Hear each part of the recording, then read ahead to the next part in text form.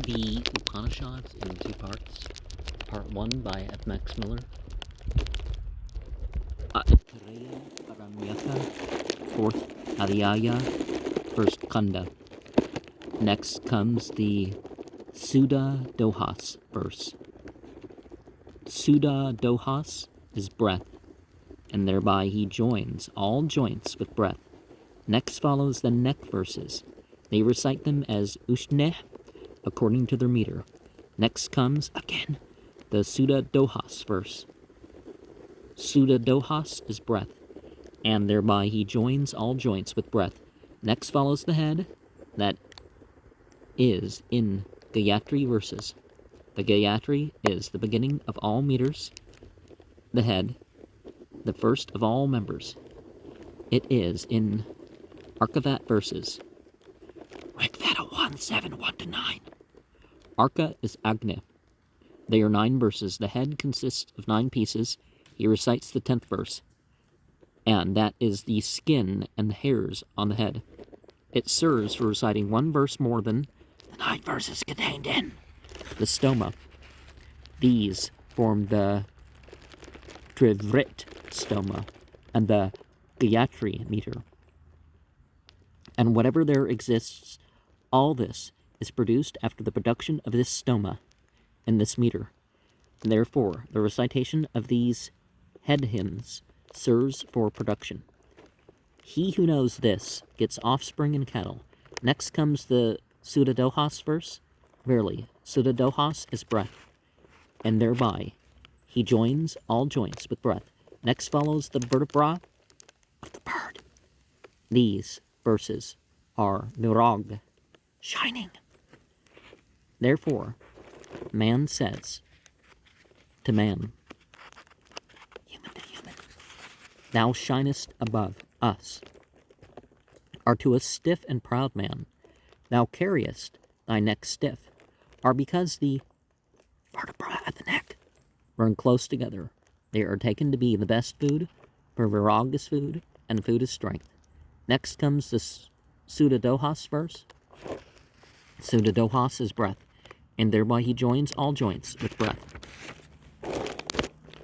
The Nishkavalya Sastra is represented in the shape of a bird, consisting of trunk, neck, head, vertebra, wings, tail, and stomach. Before describing the hymns which form the neck, another hymn has to be mentioned, called the Sudha Dohas, which has to be recited at the end of the hymns, described before, which form the trunk. Sudha Dohas is explained as yielding milk, and because that word occurs in the verse is called Sudha Dohas. It follows on the Nada verse, Rigveda 8.69.3, Aitareya Aranyaka 1.5.1.7. They occur in another Saka, and are to be recited such as they are, without any insertations. They are given by Sonaka, Aitareya Aranyaka 5.2.1. It was created from the mouth of Pragapati. They are so called because the word Arka occurs in them. The chanters of the Samaveda make a Tivret stoma of this hymn, without any repetitions, leaving out the 10th verse. The reciters of the Rigveda excel them, therefore, by reciting a 10th verse. This is called Atisam Sanam, or Na. Vigavas may be a singular, and the commentator seems to take it as such in his first explanation.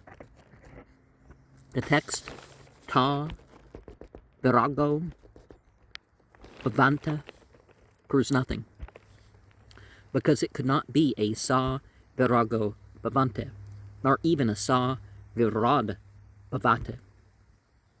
Possibly the word may occur in both forms, Vigu, plural, Vigava, and Vigavah, in somewhat similar way. We find the Griva and the Griva Folia and La Fu'ila.